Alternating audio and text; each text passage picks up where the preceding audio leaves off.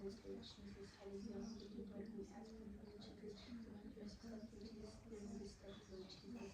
Alléluia, Seigneur Jésus, nous prions, Seigneur Jésus, que tu prennes le devant, Seigneur Jésus. Alléluia, avant tout, Seigneur Jésus, qu'on fait ta parole, quand on élève nos mains, Papa, nous prions, Seigneur, que tu fasses fortifier, Seigneur Jésus, au milieu de nous, fortifier pour la Seigneur.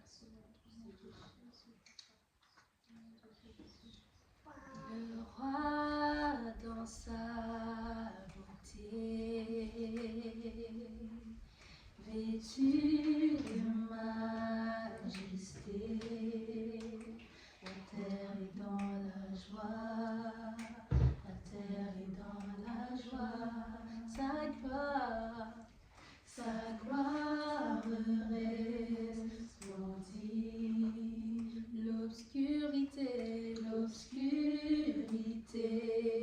s'enfuit au son de sa voix, au son de sa voix. Combien Dieu est grand, chantons-le combien Dieu est grand, et tous verront combien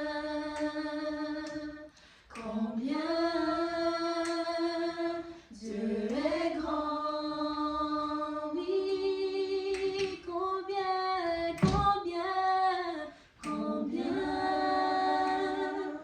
Dieu est grand, chantons-le combien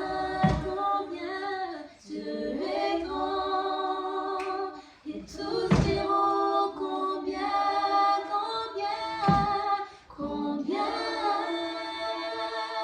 Dieu est grand.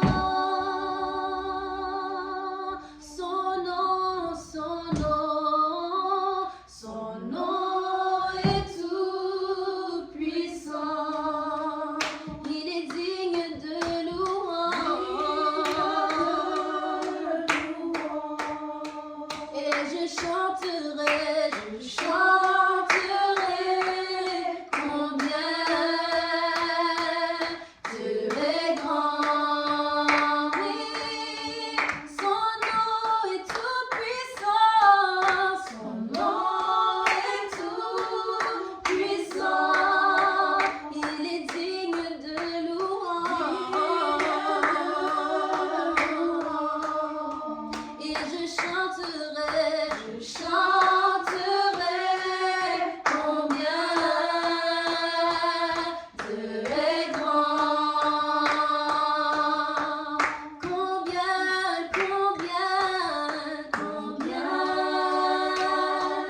Dieu est grand. Chantons-le combien Dieu est grand, et tous verront combien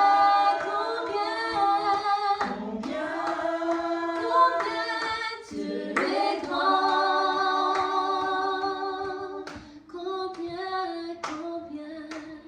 Combien Dieu est grand. Chantons-le combien Dieu est grand. Tous verront combien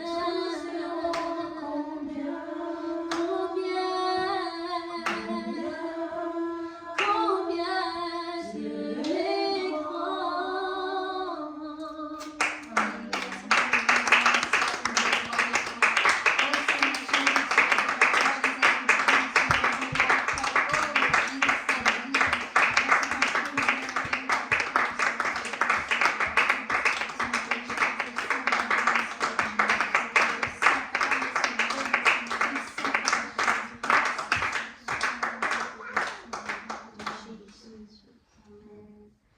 Amen. Donc, bienvenue encore. La leçon d'aujourd'hui, on va parler du Royaume-Uni. Royaume-Uni, simplement parce qu'après le Royaume d'Israël s'est divisé. Je ne sais pas si vous avez lu le livre de Juges. Je ne sais pas si j'avais déjà parlé de ça, mais avant d'aller dans le Royaume-Uni. Genre, j'avais remarqué en fait en lisant le livre des juges, j'avais remarqué qu'il y avait déjà, vous avez déjà de la division dans le livre des juges, de la division, des choses vraiment horribles, genre, je ne sais pas si vous avez parlé de ça, l'histoire de l'homme qui était en chemin quelque part et là, il s'est arrêté dans une ville. Et dans cette ville-là, il y a un vieil homme qui a proposé de l'héberger, lui et son serviteur, je pense, non, lui et sa femme. Et après ça, les hommes de cette ville-là sont venus cogner chez le monsieur qui les hébergeait et dire « Fais sortir l'homme qui est chez toi parce qu'on veut le connaître. » Et là, ça m'a fait repartir dans ce qui s'était passé dans Sodome et Gomorrhe, parce que c'était exactement ce qui s'était passé dans Sodome et Gomorrhe. Ils ont dit « Fais sortir les hommes qui sont venus chez toi à Lot. » Et là, dans le livre des juges, on lit que, je pense que c'était des gens de la tribu de Benjamin qui avaient fait ça, si je ne me trompe pas. Et là, ils viennent donc dire « Fais sortir l'homme. » En fait, ce qui m'a choqué en plus dans cette histoire, c'est qu'il dit « Fais sortir l'homme. » Même pas la femme, l'homme. Il fait sortir l'homme. Et après, le monsieur a dit, le vieil homme a dit, genre, je peux te donner sa femme, je peux vous donner sa femme, comme des trucs comme ça. Et là, ils ont finalement pris la femme et ils ont abusé d'elle et finalement ils l'ont tuée. Et ils sont venus redéposer le corps de cette femme devant la porte de chez le monsieur le matin. Et le monsieur, en voyant que sa femme était morte, il a pris sa femme, il l'a mis sur un âne, il est arrivé là où il devait arriver, il a découpé sa femme en 12 morceaux, il l'a envoyé dans les 12 tribus d'Israël, et après ça a créé genre vraiment ça avait déjà créé en fait un peu cette division en fait dans les tribus, parce que là, toutes les autres tribus ont dit que la tribu de Benjamin devait ne plus pouvoir épouser les femmes de leur tribu et tout ça, il y a eu plein de conséquences. Donc, en tout cas, moi je voyais déjà un peu le portrait se faire comme un peu au niveau de comment il se comportait et que finalement ça ne m'étonne pas que le Rome se soit divisé, mais en tout cas, juste entre parenthèses. Donc aujourd'hui on va parler du Royaume-Uni. En fait, le Royaume-Uni, on commence par ça. En fait, l'histoire du Royaume-Uni commence par le fait que le royaume d'Israël, en fait le peuple d'Israël, pardon, demande un roi. Donc il demande à Samuel d'établir un roi sur eux. Parce que jusqu'à avant cet événement-là, c'est Samuel qui était prophète en Israël, qui guidait le peuple en fait sous la direction de Dieu. Mais là, le peuple d'Israël dit à Samuel, on veut que tu établisses un roi sur nous. Donc c'est un peu ça qu'on va voir. C'est dans 1 Samuel chapitre 8, verset 1 à... on va commencer par verset 1 à 9. Non, attends, peut-être que c'est ça. Oui, c'est ça. Oui, c'est ça. Verset 1 à 9. Oui, merci. 1 Samuel 8, verset 1 à 9. Lorsque Samuel devint vieux, il établit ses fils juges sur Israël. Son fils premier-né se nommait Joël et le second Abijah. Ils étaient juges à Beer-Sheba. Les fils de Samuel ne marchèrent point sur ses traces. Ils se livraient à la cupidité, recevaient des présents et violaient la justice. Tous les anciens d'Israël s'assemblèrent et vinrent auprès de Samuel à Rama. Ils lui dirent, « Voici, tu es vieux, et tes fils ne marchent point sur tes traces. Maintenant, établis sur nous un roi pour nous juger, comme il y en a chez toutes les nations. » Samuel vit avec déplaisir ce qu'il disait, « Donne-nous un roi pour nous juger. » Et Samuel pria l'Éternel. Amen. L'Éternel dit à Samuel, « Écoute la voix du peuple dans tout ce qu'il te dira, car ce n'est pas toi qu'il rejette, mais moi qu'il rejette, afin que je ne règne plus sur eux. Ils agissent à ton égard comme ils ont toujours agi depuis que je les ai fait monter d'Égypte jusqu'à ce jour. Ils m'ont abandonné pour servir d'autres dieux. Écoute donc leur voix, mais donne-leur des avertissements et fais-leur connaître le droit du roi qui régnera sur eux. Amen. Donc là, on voit que, en fait, Samuel partait à la retraite, donc il est devenu vieux, il partait à la retraite, et il a établi ses fils pour juger Israël, pour être juge sur Israël. Mais ses fils ne se sont pas bien comportés. Donc quand ses fils ne se comportaient pas bien, le peuple a demandé à ce qu'il y ait un roi qui soit établi sur eux.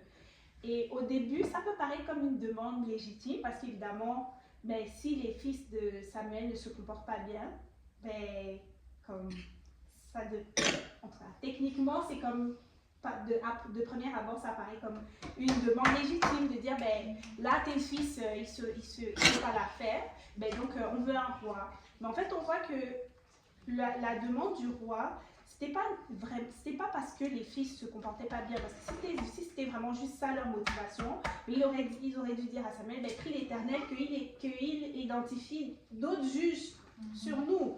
Mais là, la demande est très spécifique, ils demandent un roi, et en plus ils précisent qu'ils veulent un roi comme les autres nations. Et en fait, là, on voit que c'est vraiment ça la motivation de leur cœur, c'était de ressembler aux nations qui les entouraient, qui étaient autour d'eux. Et une autre chose aussi, c'est que techniquement, là, c'est quand Samuel prie l'Éternel et que l'Éternel lui répond, il lui dit bien d'écouter la voix du peuple, donc de leur donner ce qu'ils veulent, avec les avertissements qui viennent avec le fait de demander un roi. Et il précise, il dit, c'est pas toi qui rejettes, c'est moi qui rejette. Parce que, en fait, c'est vraiment l'Éternel qui était roi sur Israël. Mais il utilisait simplement des hommes pour juger et guider et diriger le peuple. Mais sinon, le vrai roi sur Israël, c'était vraiment l'Éternel. Mais ils m'ont rejeté. Et en tout cas, moi, quand je regarde un peu comme je disais tout à l'heure, lire le livre des juges, etc., voir comment dans le livre des juges, déjà, ils se comportaient toujours mal, ils se détournaient toujours de l'Éternel, ils étaient toujours en train de faire ce qui est mal aux yeux de l'Éternel. Je ne sais pas combien de fois dans le livre des juges c'est écrit et qu'on peut lire que et les enfants d'Israël firent ce qui déplaît à l'Éternel. Plusieurs fois, ça revient parce qu'à chaque fois ils se détournaient, à chaque fois Dieu les délivrait et à chaque fois que Dieu les délivrait, c'est comme le cycle recommençait. Donc moi en fait quand je regardais, je me disais, c'est comme si cet événement-là, je le lis et je me dis, ah mais c'est comme un peu la suite logique quelque part parce que déjà depuis le départ, quand ils sont sortis quand ils sont arrivés dans la terre promise en fait, quand ils sont arrivés dans la terre promise avec Josué, la génération qui a suivi Josué, la Bible dit que ils n'ont pas connu ce que l'Éternel avait fait pour leur père en fait. Et on peut voir que ça a vraiment déteint dans leur comportement par la suite. Donc, c'est ça. Alors là, Dieu dit d'avertir le peuple en ce qui concerne les conséquences qui viennent avec le fait de demander un roi. Et on va lire donc ces conséquences-là. C'est du verset 10 à 22. C'est quand même une longue lecture, mais je trouve que c'est quand même important de voir un peu tout ce qui vient avec le fait de demander un roi. Samuel rapporta toutes les paroles de l'Éternel au peuple qui lui demandait un roi. Il dit, voici quel sera le droit du roi qui régnera sur vous. Il prendra vos fils et il les mettra sur ses chars et parmi ses cavaliers afin qu'ils courent devant son char. Il s'en fera des chefs de 1000 et des chefs de 50. Et il les emploiera à labourer ses terres, à récolter ses moissons et à fabriquer ses armes de guerre et l'attirail de ses chars. Il prendra vos filles pour en faire des parfumeuses, des cuisinières et des boulangères. Il prendra la meilleure partie de vos champs, de vos vignes et de vos oliviers et la donnera à ses serviteurs. Il prendra la dîme du produit de vos semences et de vos vignes et la donnera à ses serviteurs. Il prendra vos serviteurs et vos servantes, vos meilleurs bœufs et vos ânes, et s'en servira pour ses travaux. Il prendra la dîme de vos troupeaux, et vous-même serez ses esclaves. Et alors vous crierez contre votre roi, que vous serez choisis, mais l'Éternel ne vous exaucera point. Le peuple refusa d'écouter la voix de Samuel. Non, dirent-ils, mais il y aura un roi sur nous. Et nous aussi, nous serons comme toutes les nations. Notre roi nous jugera, il marchera à notre tête et il conduira nos guerres. Samuel, après avoir entendu toutes les paroles du peuple, les redit aux oreilles de l'Éternel. Et l'Éternel dit à Samuel, écoute leur voix et établis un roi sur eux. Et Samuel dit aux hommes d'Israël, allez-vous-en chacun dans sa ville. Amen. Donc là, la liste est quand même assez longue, mais pour faire ça un peu court, moi, ce qui m'a choqué, c'est qu'ils ont même dit vos fils, vos filles. Mais les fils, je suis comme, c'est des hommes. Mais les filles, je suis comme, ok, il va prendre les filles pour en faire des parfumeuses, des cuisinières, des boulangères. Il va prendre, en plus, non seulement il va prendre leurs filles, mais en plus de ça, il va prendre la meilleure partie de leur champ. C'est-à-dire que toi, tu travailles, le dur labeur là, de faire l'agriculture, d'aller dans les champs, etc., etc. Mais le roi que tu as demandé va venir prendre la meilleure partie de ce que tu auras galéré pour planter. Mais malgré tout ça, ils disent oui, on veut un roi. Ça c'est comme, pour moi c'est comme wow. Là tu vois vraiment que leur cœur était tellement, ils étaient tellement en fait, ils étaient tellement focalisés sur on veut juste un roi, on veut un roi, on veut un roi, que c'est comme ils ont perdu la raison. Et c'est comme leur cœur était juste on veut un roi, on veut un roi, on veut un roi. Et c'est pour ça que la Bible dit le cœur de l'homme est tortueux et méchant plus que toute autre chose. Parce que là, c'est comme, tu peux pas, si ton cœur n'a pas les bonnes motivations, si tu n'as pas les bonnes motivations dans ton cœur, tu peux pas prendre des décisions qui sont sensées, qui sont alignées vraiment avec la volonté de Dieu, avec l'esprit de Dieu. Parce que tu vas juste oublier en fait tout ce qui peut te permettre de prendre une bonne décision en fait, qui est éclairée. Et c'est pour ça que les gens dans le monde, ils font souvent des choses qui sont vraiment dépourvues de sens totalement en fait. Parce que c'est comme si le fait qu'il y a cette façon de penser dans le monde, de suivre ce que ton cœur te dit, suis ton cœur, follow your heart. C'est comme si c'est quelque chose avec lequel les gens comme, évoluent et grandissent, et finalement tu te rends compte que les décisions qu'ils prennent, c'est toujours des décisions vraiment dépourvues de sens. Comme je disais au fil tout à l'heure, comme elle parlait de Kris Jenner, le mari de la sœur. Le mari de la sœur. La sœur Kim Kardashian. Au nom de Jésus.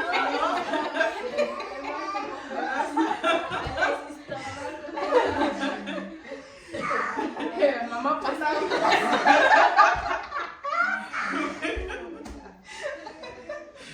oh là là. Sœur Kris Jenner. En tout cas, elle parlait de... C'est comment il s'appelle encore? Caitlyn Jenner. Voilà. Ouais, c'est ça. Mais lui, avant, je sais plus c'est quoi son nom. Avant, il s'appelait Bruce Jenner. Voilà. Bon nom de personne. Très beau. Il a changé pour devenir une femme, genre, et le mariage s'est cassé à cause de ça. Et là, elles étaient choquées. Je me disais, mais moi j'ai vu un couple de, je pense que c'est mormon, comme mormon ou adventiste, peu importe. Je sais pas si tu vois. Je pense qu'ils étaient mormons. Ouais, mormons, hein. Si je me trompe Parce pas. qu'au Utah, c'est les mormons. Je pense. En tout cas, ils étaient dans l'église dans le Utah, comme l'église là. Je pense que c'est ça, je pense que c'est mormon dans le Utah et tout. Et là, ils ont grandi dans l'église, ils se sont mariés dans l'église, ils ont eu 3 enfants, comme ils étaient bien, couple normal, on peut dire, entre guillemets. Là, un jour, le monsieur, le mari, il se réveille, il dit à sa femme, je me sens femme, j'ai toujours été femme. T'avais vu cette histoire-là? Je me sens femme, genre, je veux changer. Et la femme a accompagné son mari dans la transition pour qu'il devienne femme.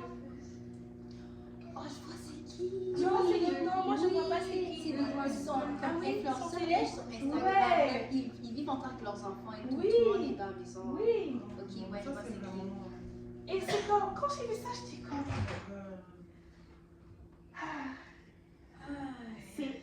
je sais pas. C'est comme, genre, ni d'un côté ni d'un autre, il y a un peu de sens, il y a un peu de... c'est comme, c'est perdu, I'm so sorry. C'est comme, c'est perdu, c'est complètement perdu. Je me demande, ça a quelle allure? C'est comme les gens qui se changent en hommes, donc les femmes qui changent pour devenir hommes, mais qui ne font pas un changement. Elles gardent leur sexe, ils gardent leur sexe. Non, attends. Non. Mais c'est trop compliqué. Les femmes qui deviennent hommes, mais qui gardent leur sexe de femme, et ensuite qui tombent enceintes. Genre, c'est comme... Mais c'est pas que c'est oh c'est accidentel. Non, c'est que elle voulait tomber enceinte. Puis là quand les gens disent oui mais t'es supposé être un homme, genre les hommes sont pas supposés genre être enceintes. Et là c'est comme ouais, mais là comme commencer à dire d'autres raisons.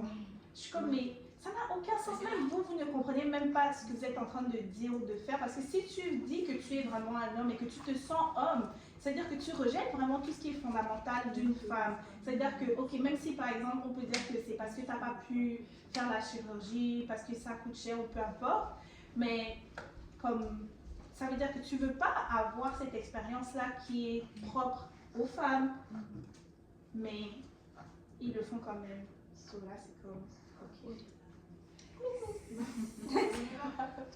Moi, je pense qu'à ce moment-là, c'est la délivrance. Quand vous priez, en fait, si c'est Ils un ont fait esprit, quoi, là, ça va. Vous restez pas comme ça, c'est ça C'est bizarre. Moi, ça m'a fait mal pour le coup, parce que je me dis, mais les enfants grandissent. Genre, les enfants, c'est un traumatisme, en fait, que c'est permanent parce qu'ils grandissent avec un monsieur, un papa. Et finalement, après, c'est comme le papa devient maman. C'est vraiment ça. Fait que, tout ça pour dire que en tant que chrétien, le concept de vraiment genre pas ma volonté, mais ta volonté Seigneur, c'est vraiment important. Parce que souvent on va vouloir faire des choses, mais on va vouloir faire des choses même qui selon nous ont du sens, sont sensées, mais si on va vraiment avec sincérité vers le Seigneur et qu'on a les bonnes motivations dans notre cœur, et que Dieu nous dit, en fait, non, pas ce chemin-là, l'autre, qu'on soit capable de dire, ok Seigneur, c'est dur pour moi d'accepter, mais pas ma volonté, la tienne. Et c'est vraiment ça. Donc, dans cette histoire-là, moi, je vois que en tout cas, c'est ce qui m'a travaillé le plus dans l'histoire d'Israël à ce point précis-là. Et voilà. Donc, par la suite, et Nora, non, pourquoi tu veux prendre ça? Mais c'est pas pour toi. Mais elle a raison. Non, mais je me regarde comme ça. Viens à ma défense, maman.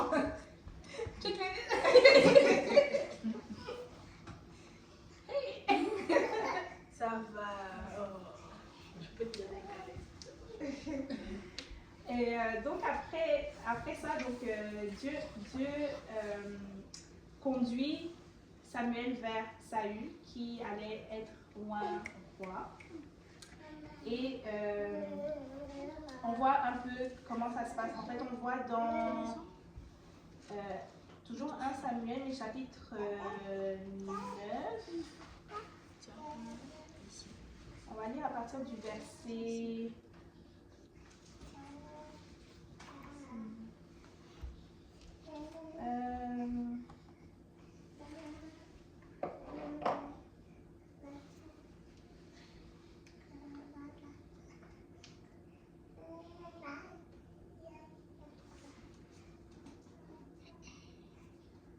En fait, ok, on va lire 1 Samuel 9 à partir du verset 25, parce que c'est quand même une longue histoire, mais juste pour vous mettre en contexte, en fait, Samuel était parti avec son serviteur aller chercher les ânesses de son père qui étaient perdus. Et il est arrivé dans une... Non, attends, je recommence. Dans l'histoire, c'est ça, Saül était parti dans une ville, la ville où Samuel était. Mais il s'est retrouvé dans cette ville-là parce qu'il cherchait les ânesses perdues de son père. Et finalement, en fait, c'était vraiment orchestré par Dieu parce que quand il est arrivé dans cette ville-là, il a demandé où était le voyant. À l'époque, le voyant, c'était genre le prophète. Et là, on lui a dit où se trouvait le voyant parce qu'il s'est dit, je vais aller voir le prophète, que le prophète m'aide à me guider, genre de savoir où sont les ânesses de mon père, tout ça. Et finalement, c'est comme ça qu'il rencontre Samuel et que Dieu dit donc à Samuel que c'est Saül qui doit être un roi. Et c'est comme ça que finalement, c'est là où la conversation va commencer au verset 25 du chapitre 9. Il descendit du haut lieu à la ville et Samuel s'entretenait avec Saül sur le toit. Puis ils se levèrent de bon matin et dès l'aurore, Samuel appela Saül sur le toit et dit, viens et je te laisserai partir. Saül se leva et ils sortirent tous deux, lui et Samuel. Quand il fut descendu à l'extrémité de la ville, Samuel dit à Saül, dis à ton serviteur de passer devant nous. Et le serviteur passa devant. Arrête-toi maintenant, reprit Samuel, et je te ferai entendre la parole de Dieu. Chapitre 10. Non, chapitre 9. Oui, c'est fini. Est-ce que je continue au 10? Oui, s'il te plaît, désolé. Chapitre 10, verset 1. Samuel prit une fiole d'huile qu'il répandit sur la tête de Saül. Il le baisa et dit, l'Éternel ne t'a-t-il pas point pour que tu sois le chef de son héritage? Aujourd'hui, après m'avoir quitté, tu trouveras 2 hommes près du sépulcre de Rachel sur la frontière de Benjamin à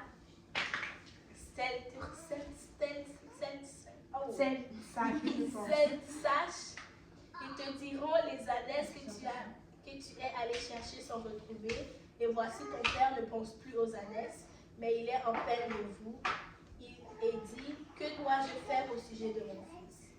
De là tu iras plus loin et tu arriveras au chêne de Tabor, où tu seras rencontré par 3 hommes montant vers Dieu à Béthel, et portant l'un 3 chevaux, et portant l'un 3 chevaux, l'autre 3 gâteaux de pain et l'autre une outre de vin. Ils te demanderont comment tu te portes, et ils te donneront le pain que tu recevras de leurs mains.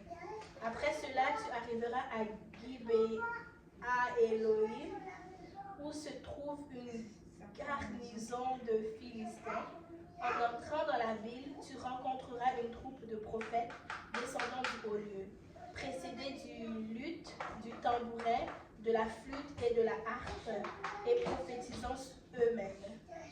L'Esprit de l'Éternel te saisira, tu prophétiseras avec eux, et tu seras changé en un autre homme. Lorsque ces signes auront eu pour toi leur accomplissement, fais ce que tu trouveras à faire, car Dieu est avec toi. Amen. Donc là, on voit un peu comment ils se sont entretenus, Samuel et Saül. Ensuite, Saül a oint Samuel a oint Saül et ensuite il lui a dit vraiment toutes les instructions, qu'est-ce qu'il devait faire jusqu'à ce qu'il arrive là où il devait arriver et en lui disant bien que l'Esprit de Dieu allait être sur lui, etc. Fait que c'est un peu ça. Et l'aspect aussi important de tout ça, c'est que déjà quand Samuel avait dit à Saül dans le chapitre 9 quelque part que lui avait fait en fait comprendre que c'était lui qui allait être loin sur Israël, Saül avait répondu, il avait dit quelque chose comme pourquoi est-ce que tu me parles ainsi, ne suis-je pas le plus est-ce que je ne viens pas de la plus petite des familles ou quelque chose comme ça. Il se voyait vraiment pas comme la personne que Dieu allait choisir pour être un roi. Donc on voit qu'il était vraiment humble et même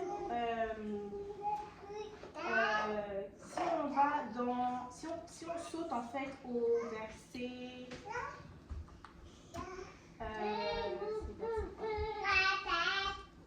ah oui, et c'est ça. Si on va au verset 17, à partir du verset 17, quand Samuel devait alors présenter Saül au peuple, donc on va lire 1 Samuel chapitre 10, verset 17 à 22. Verset 17, Samuel convoqua le peuple devant l'Éternel à Mitzpah, et il dit aux enfants d'Israël, ainsi parle l'Éternel, le Dieu d'Israël, j'ai fait monter d'Égypte Israël, et je vous ai délivré de la main des Égyptiens et de la main de tous les royaumes qui vous opprimaient. Et aujourd'hui vous rejetez votre Dieu qui vous a délivré de tous vos maux et de toutes vos souffrances. Et vous lui dites, établis un roi sur nous. Présentez-vous maintenant devant l'Éternel selon vos tribus et selon vos milliers. Samuel fit approcher tous les tribus d'Israël et la tribu de Benjamin fut désignée. Il fut approché la tribu de Benjamin par famille et la famille de Matri fut désignée. Puis Saül, fils de Kis, fut désigné. On le chercha, mais on ne le trouva point. On consulta de nouveau l'Éternel. Y a-t-il encore un homme qui soit venu d'ici? Et l'Éternel dit, voici il est caché vers ses bagages. Vers les bagages. Amen. Donc là, on voit que Saül, quand il savait que c'était le temps qu'on va le présenter au peuple, il est allé se cacher. Et il a fallu que ce soit l'Éternel. Il a fallu que ce soit l'Éternel qui dise allez-y le chercher là-bas. Allez-y le chercher là-bas. Parce qu'il est caché, c'est des bagages. Le gars est allé se cacher. Mais en fait, moi, ce qui me fait encore plus rire, c'est que Saül, la Bible le décrit comme genre un grand gaillard. Genre. Vraiment un grand gars beau. Parce que je pense que je sais plus c'est dans quel chapitre ou quel verset, mais la Bible dit qu'il est plus grand que tous les autres hommes dans Israël et tout. Donc là, moi j'imagine un grand gaillard, je pense qu'il était costaud, aller se cacher vers les bagages. Et là, il a fallu que ce soit Dieu qui dise ah, c'est lui qui est allé là-bas. Donc bref, finalement, c'est ça. Mais c'est juste pour montrer que on voit déjà que Saül avait cet aspect d'humilité en lui, en fait, quand Dieu l'a, avant même qu'il soit roi, en fait. Et quand il a été présenté au peuple, on peut voir que c'est vraiment, il avait l'humilité, qu'il ne se pensait pas qualifié pour guider le peuple, pour être roi sur le peuple. Parce que moi, je me dis, sachant tout ce qui venait comme privilège, parce que c'est quand même des privilèges, là, choisir les filles, prendre les garçons pour les esclaves, prendre les meilleures parties du champ, etc. Si quelqu'un avait vraiment comme un mauvais cœur, là, et qu'on lui dit, ah, c'est toi qui vas être un roi sur Israël, ok, let's go. Je sais pas, moi, c'est comme ça que je vois ça, je me dis, il devait certainement savoir tout ce qui venait avec, mais malgré ça, on voit qu'il ne voulait pas, en fait. Donc, on peut comprendre, on peut en déduire qu'il n'était pas motivé par le pouvoir, l'argent, etc. Et tous les privilèges qui venaient avec le fait d'être un roi.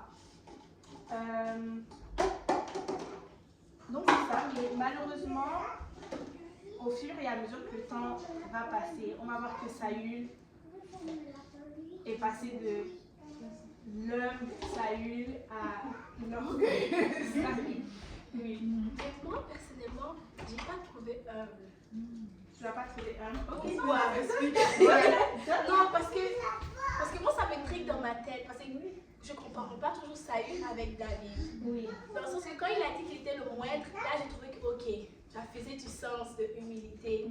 Mais le fait qu'il lui a dit que Dieu m'a dit que tu es roi, puis tu vas te cacher, c'est comme, c'est Dieu qui t'a parlé. Mais par contre, David, il s'est humilié, mais quand Dieu a dit qu'il allait être roi, il était comme, ok, mais longtemps va venir. Tu sais, il n'a pas fait genre, il a fait confiance à Dieu.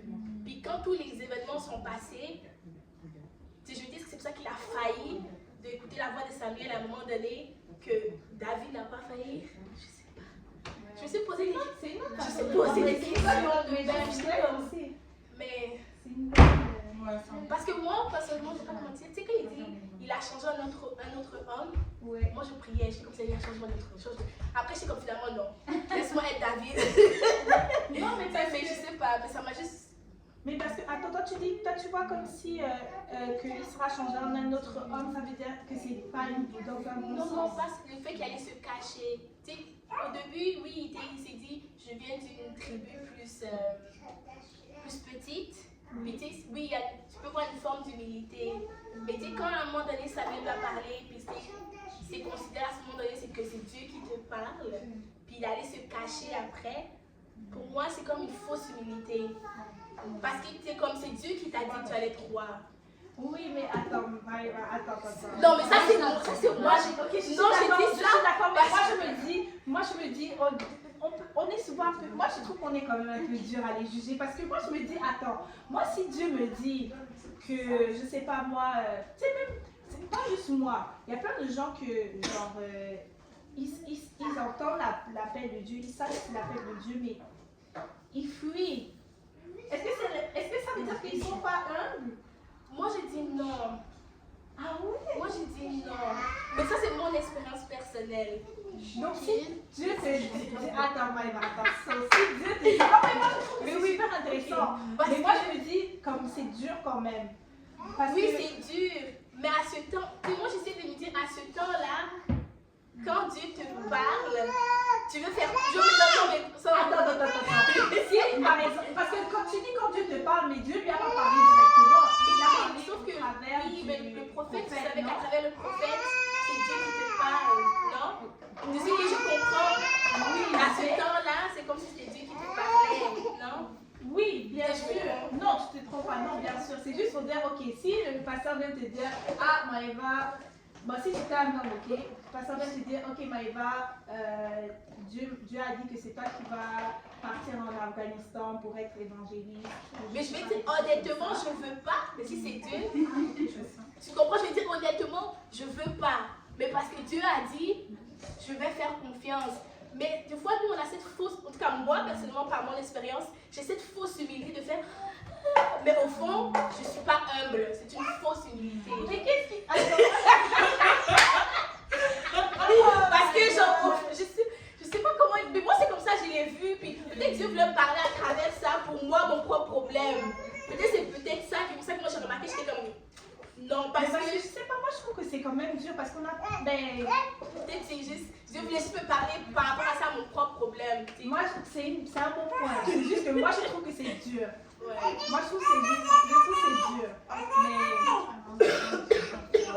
Parce que moi, je pense que c'est plus comme vraiment comme le fait qu'il ne se sentait pas. Moi, c'est comme ça que je le vois. Qu'il se sentait juste vraiment pas qualifié pour le faire. Mais encore une fois, c'est correct de. Mais tu sais, il aurait pu se cacher, genre, de monter, rappeler toutes les tribus, tu aurais pu juste faire genre. Mais parce que aussi, pour moi, je me dis, c'est la première fois. Genre, il n'y a jamais eu de roi sur Israël. Fait que c'est, je sais pas, moi, moi, je le vois comme, c'est tellement quelque chose de gros, que c'est comme si, je sais pas, je peux comprendre. Mais c'est juste moi. Moi, je rejoins ton idée dans le sens où on dit que le grand pouvoir implique une grande responsabilité. Ça veut dire que lorsqu'il devient roi, ça veut dire qu'il y a des responsabilités. Malgré aussi il bénéficie de certaines choses, il a quelque chose à faire, à offrir aussi à la population, au peuple de Dieu. Soit on te met comme père, roi d'un peuple de Dieu choisi. C'est pas une mince chose, c'est pas une chose qui est simple, facile.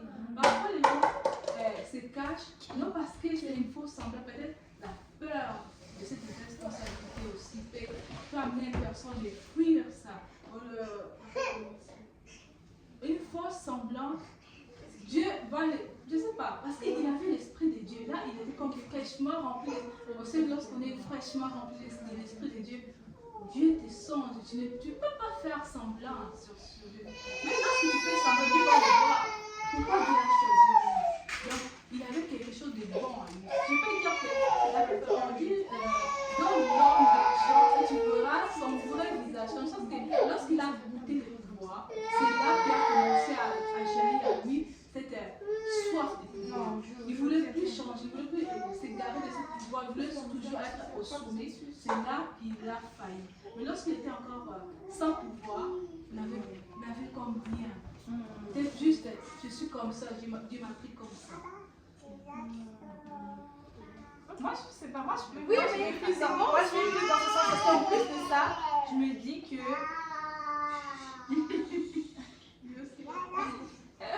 En plus de ça, je me dis que moi je me vois en plus comme. C'est comme si on dit. Parce que c'est Dieu qui était roi sur Israël. Là, c'est comme si on te dit, mais tu vas comme techniquement prendre la place de Dieu. Ouais. Moi, je trouve que c'est gros. Moi, je trouve que c'est gros. Mais ça, moi, je ne suis pas en train de dire, je suis pas en train d'excuser son mauvais comportement par la suite parce qu'il a pris vraiment la grosse tête, comme tu as dit.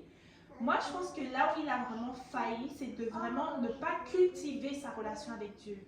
Parce que c'est quand tu... Et en fait, on est tous quelque part comme... on peut tous quelque part tomber dans ce piège-là quand Dieu nous appelle à faire quelque chose. Si on ne met pas Dieu en premier, que ce soit petit comme grand, parce que tu peux être là, par exemple, je sais pas moi, Dieu t'appelle à, comme, je sais même pas quoi dire comme exemple, je sais pas, même juste chanter. Mais là, tu commences à prendre la grosse tête, tu penses que juste parce que Dieu t'a appelé à chanter, comme tu as une belle voix, etc. Là, tu commences à juste, tu sais, comme faire le show, comme si... Pardon. Oui. Non, pardon. C'est pas... Pardon, ça va aller sur Internet. Tu viens enlever le truc. Moi, il fallait qu'on m'arrête sur Internet.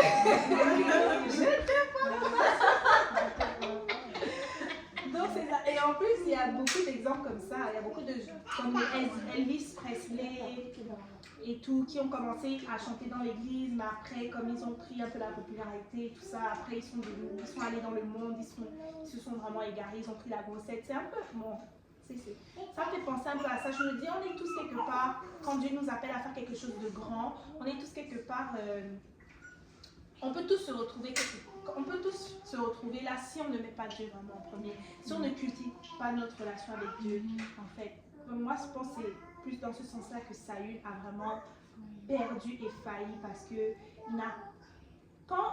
Attendez, lisons comment il répond à Samuel quand Samuel lui demande pourquoi est-ce qu'il a fait ça. C'est dans 1 Samuel 13.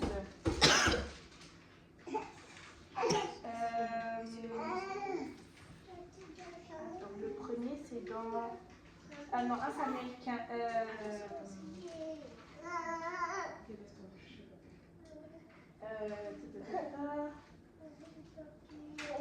mais c'est en fait, c'est ça, 1 Samuel 15. C'est 1 Samuel 15, verset 3... Non, verset 13...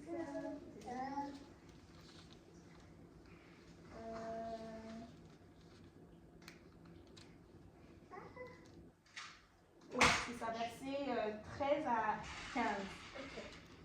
Verset 13. Samuel se rendit auprès de Saül et Saül lui dit, sois béni de l'Éternel, j'ai observé la parole de l'Éternel. Samuel dit, qu'est-ce donc que ce bêlement des brebis qui parvient à mes oreilles et ce mugissement de bœuf que j'entends? Saül répondit, ils les ont amenés de chez les Amalécites, parce que le peuple a épargné les meilleures brebis et les meilleurs bœufs, afin de les sacrifier à l'Éternel, ton Dieu, et le reste, nous l'avons dévoué par interdit. Samuel dit à Saül, arrête et je te déclarerai ce que l'Éternel m'a dit cette nuit. Et Saül lui dit, parle. Samuel dit, lorsque tu étais petit à tes yeux, n'es-tu pas devenu le chef des tribus d'Israël, et l'Éternel ne t'a-t-il pas moins pour que tu sois roi sur Israël? L'Éternel t'avait fait partie en disant, va et dévoue par interdit ces pécheurs, les Amalécites, tu leur feras la guerre jusqu'à ce que tu les aies exterminés. Pourquoi n'as-tu pas écouté la voix de l'Éternel? Pourquoi t'es-tu jeté sur le butin et as-tu fait ce qui est mal aux yeux de l'Éternel? Saül répondit à Samuel, j'ai bien écouté la voix de l'Éternel et j'ai suivi le chemin par lequel m'envoyait l'Éternel.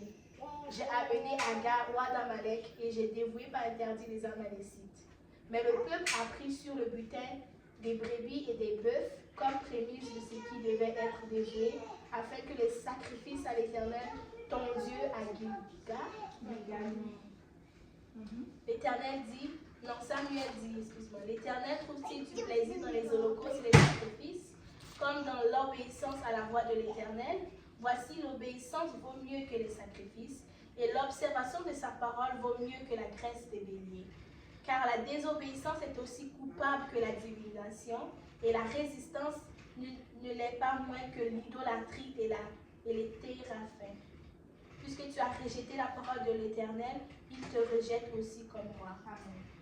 Donc là, on voit quoi, comment Saül répond à Samuel. Il dit l'Éternel, il a dit l'Éternel, ton Dieu. Donc là, on voit déjà qu'il s'est complètement détaché parce que c'est plus son Dieu, c'est vraiment juste le Dieu de Samuel.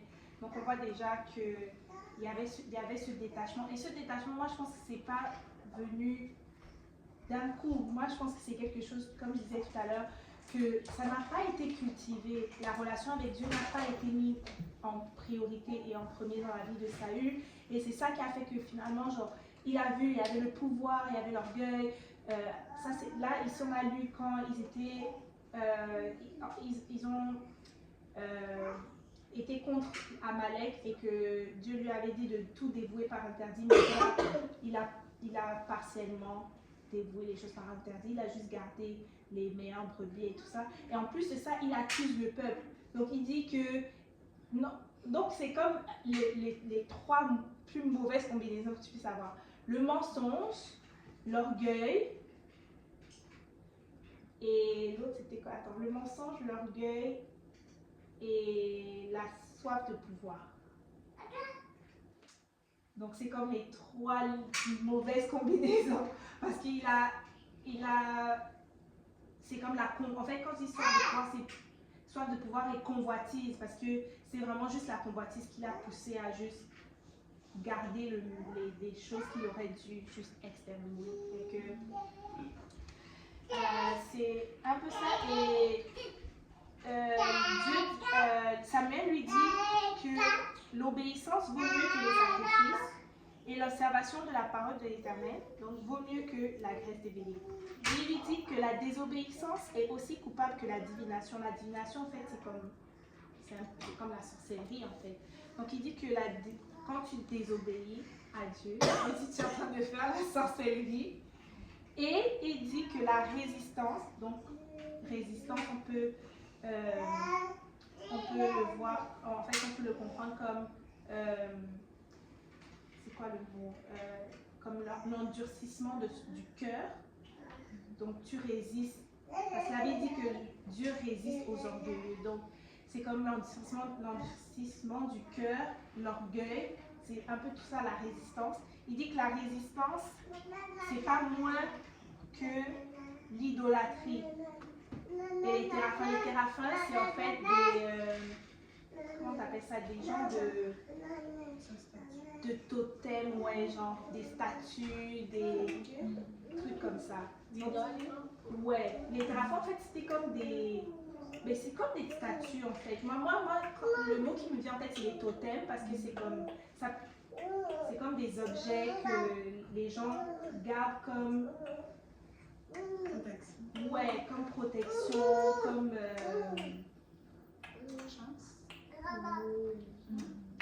ouais, genre comme... Ouais, qu'il y a des gens qui croient que ça porte la chance, il y a des gens qui croient que dans le truc, il y a leurs ancêtres, des trucs comme ça. Comme dans la Bible, il y a une partie où on lit l'histoire de... c'est Jacob qui était marié à Rachel, et quand ils sont partis de chez Laban, c'est ça? Laban l'a poursuivi parce qu'elle avait pris le téraphin de son père, elle avait mis genre sous la tente et tout. Fait que c'est vraiment quelque chose que les gens, je pense qu'ils idolâtraient vraiment, parce que c'est comme ils voulaient le garder toujours avec eux pour X ou Y raison. Donc en fait, là, il dit que si tu résistes à l'Éternel, c'est comme si tu es en train de faire de l'idolâtrie, ou c'est comme si Dieu te voit comme si tu traînes ton petit terrain avec toi. Et que c'est quand même intense. Moi, à chaque fois que je pense à ce verset-là, ça me fait peur parce que je me dis, Seigneur, pardon. Pardon. Parce que c'est comme... Je sais pas, mais je trouve que c'est dur. Je trouve que c'est dur Parfois, je trouve que c'est dur d'obéir. Je trouve que c'est dur d'obéir. Il y a des trucs, c'est pas... Vraiment. Ok. Mais là, après, je me rappelle de ce verset, je suis comme, ok, c'est bon. Je suis comme, ok, c'est bon. Donc, c'est ça. Et c'est comme ça que, en fait, Saül a été on peut dire détrôné, mais en tout cas que Dieu a juste décidé de passer à autre chose en fait, et de oindre David roi. Et on voit que, ok, comme tu l'avais dit tout à l'heure, David en fait, quand il a été oint roi, il n'a pas accédé tout de suite à la royauté parce que, bon, je ne sais pas la raison exacte, si quelqu'un sait me dire, mais en tout cas, Saül l'a poursuivi pendant tout le temps qu'il était pas encore oint roi, mais pas encore comme établi roi, c'est ça.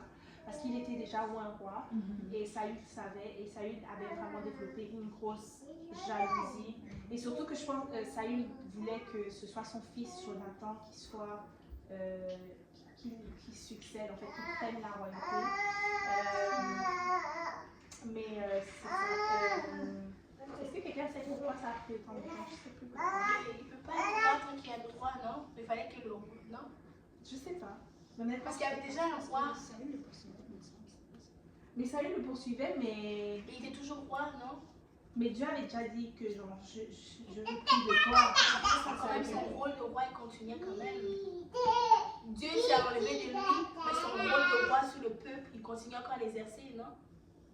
Parce qu'il continue les troupes. Tu sais, quand tu lis dans la Bible, il dirigeait encore l'Israël, encore dans le combat et tout, non? Oui, mais je me dis, mais je sais pas, moi je me dis, si Dieu dit que tiens-toi, pars, toi viens, non?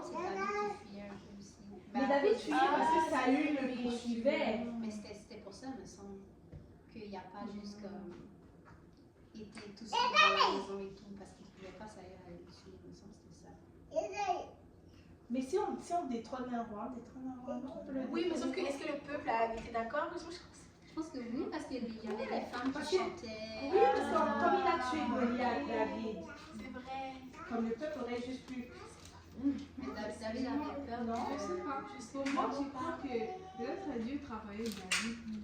Parce qu'on voit que Saoul avait la jalousie pour David, parce que David a tué de Goliath, avait fait des grandes choses. Mais on voit aussi David, ses serviteurs, ses guerriers, tuaient aussi des géants. Mais il n'avait pas comme que cultiver la même haine que Saül. Donc, Dieu l'a passé aux épreuves pour juste préparer son cœur. Lorsqu'il devient roi, il n'a pas fait les mêmes erreurs que Saül qu'il a commis. Souvent, c'est vrai parce que souvent, je pense que c'est Pasteur Abou qui dit que Dieu voulait tuer le Saül en David. Je sais pas, j'ai entendu ça une fois en prédication.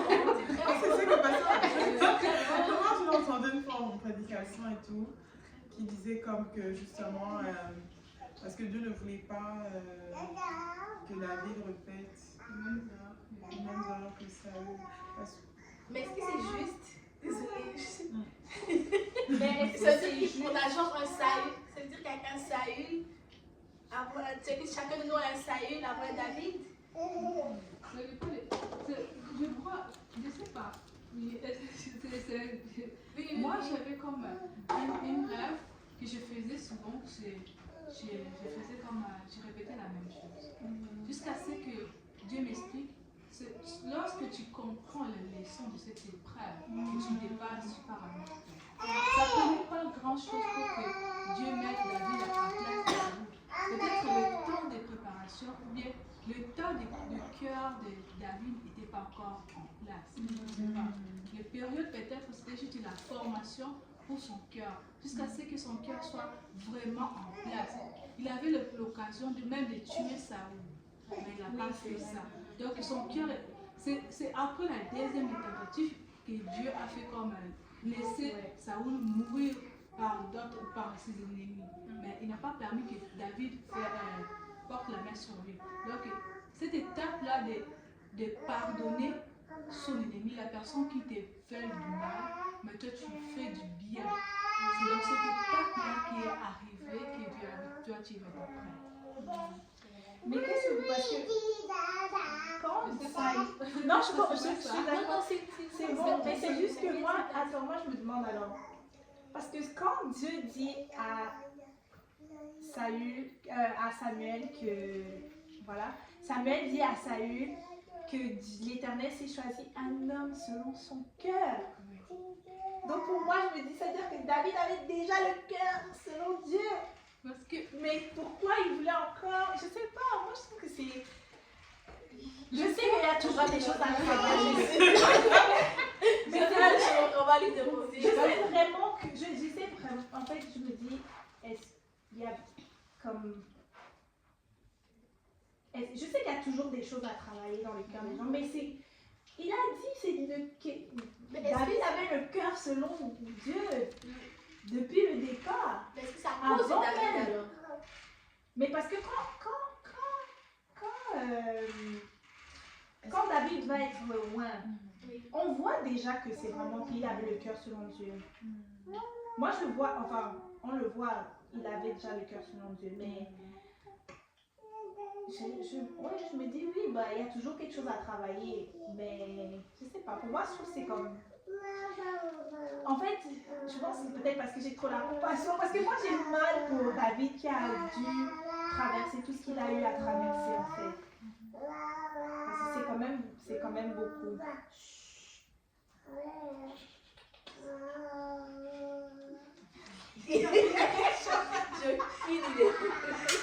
En tout cas, ça laisse sa réflexion. Moi, je ne sais pas si c'est une bonne réponse, mais je pense que Dieu n'est pas dans le temps. Lorsqu'il disait l'homme selon le cœur, Dieu était déjà dans l'éternité.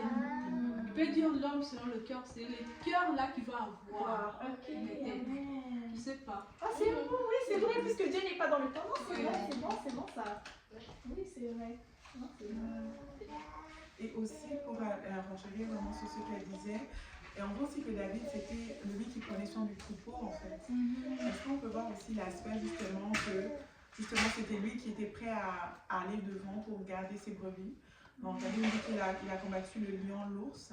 Donc, ce côté aussi un peu comme le Seigneur, justement, qui a comme ce cœur de se dire qu'il donne sa vie pour ses... Le bon berger donne sa vie pour ses brebis. Je ne sais pas si c'était un peu aussi ce côté où David, justement... que c'était lui vraiment justement qui travaillait, qui faisait vraiment perdre le troupeau de son père, et que, je sais pas, Dieu avait cet aspect-là aussi en lui, je sais pas. J'ai l'impression que Saül ne connaissait pas Dieu tant que ça. Oui. Parce qu'au début, si on compare, mettons, l'attitude de David, qui était un enfant versus Saül, quand genre Dieu les a appris à être rois, genre Saül, il a tout de suite douté, il est parti se cacher et tout, alors que David, lui, il connaissait Dieu, il savait qu'il y avait eu des expériences avec Dieu auparavant, alors que Saül, c'était par Samuel qu'il a connu Dieu, mais David, lui, était comme non, Dieu, il a fait en sorte que, je puisse pourchasser comme le lion et tout, avec les brebis et tout. Saül, il n'y avait pas cette expérience-là pour comparer, genre, avec Dieu et tout. Donc, quand Samuel est venu lui dire, écoute, Dieu a dit que tu es roi, mais je pense que, bon, je rejoins un peu Maëva, genre, tantôt, là, par rapport à un peu, genre, la fausse humilité. Genre, des fois, ça peut se cacher comme ça, genre, de comme... Je sais pas trop comment l'expliquer, mais comme ma confiance se trouve plus en les hommes qu'en Dieu. Puis Saül, j'ai l'impression que sa marche, c'était un peu plus ça, veut pas, comparé à David, qu'à chaque fois qu'il arrivait quelque chose, il était toujours au pied de l'Éternel, comme Jésus en fait. Il était toujours au pied de Dieu, à chercher sa face, puis à la fin, malgré qu'est-ce qui se passait, il trouvait toujours un moment pour louer Dieu, puis lui donner la gloire. Alors que Saül, c'était un peu différent. Moi, ça m'invite juste à réfléchir, genre, moi, dans ma marche avec le Seigneur, je préfère, genre, être un David. Amen. Je préfère même quand, genre, les trucs commencent à être fébriles et tout, et que je commence à douter de, comme, mes habiletés et tout, que je me rappelle que, Seigneur, Seigneur, c'est toi seulement, c'est toi seulement. C'est pas pour contredire, juste ajouter, mais moi, c'est pas pour contredire, mais juste, moi, je vais être comme David, mais je vais avoir l'esprit de conscience que je peux être Saül, dans le sens que d'être dans l'égard. Parce qu'il a bien, je peux pas, moi dans ma tête, je m'aimerais croire qu'il a bien commencé, comme tout le monde commence bien, de juste être alerte que je peux aussi tomber. Et de prendre des précautions, de m'attacher à Dieu. Je ne sais pas, peut-être David s'est beaucoup plus attaché à Dieu et voir que Saül était égaré. Je dis, lui il a perdu parce que peut-être ça, moi je ne sais pas, une supposition. Mais moi j'aimerais juste avoir une pleine terre de voir que je peux aussi tomber et de faire attention. Amen. Il avait dit que celui qui a commencé cette bonne œuvre en nous va l'emmener à la perfection. Je paraphrase, je pense que c'est Philippiens 1, verset 6 ou 6, verset 1. Je me rappelle. Non, il n'y a pas Philippiens. En tout cas, c'est dans le livre de Philippiens. Mais moi, je prends ce verset en me disant que c'est pas automatique, ça prend vraiment un effort parce que en fait, je le prends comme une promesse. Mais la promesse, c'est pas juste ça. En fait, la promesse vient avec aussi une responsabilité quelque part. Et la responsabilité dans cette promesse, c'est que de toujours mettre Dieu en premier. Si on met toujours Dieu en premier, si on cultive vraiment cette relation avec Dieu, il a promis qu'il va emmener la bonne œuvre qu'il a commencé en nous à la perfection.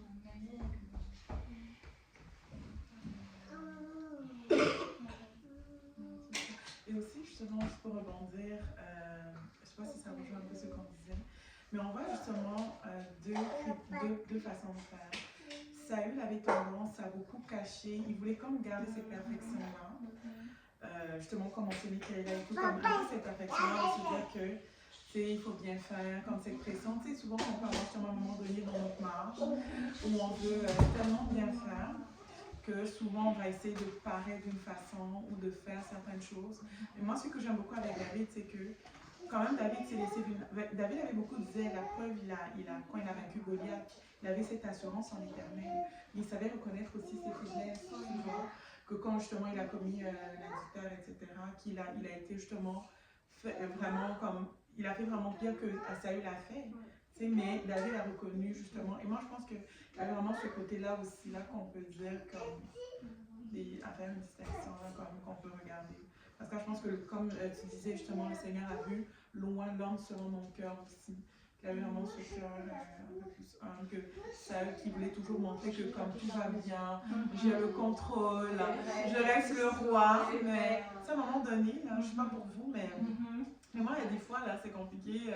On se pose des questions. On est comme, mais Seigneur, comme on disait, on aurait aimé que ça soit différent dans la parole, tu vois. On aimerait que telle chose soit, mais c'est juste de reconnaître, de dire, Seigneur, certes, c'est difficile, mais c'est ta volonté, aide-moi à arriver. Moi, je pense que c'est vraiment le mindset qu'elle a un peu gardé par rapport à celle qui voulait comme tout garder lui-même, dire, je suis capable. À un moment, se dire, non, c'est Dieu qui est capable de nous. Gloire à Dieu. Amen. Amen. Et ceci conclut notre étude de vie. Wow! Ça m'a gêné, j'ai eu le dernier mot, je voulais pas ça. Mais non, pourquoi? Oh. Amen. Que le Seigneur nous aide. Vraiment. Prier.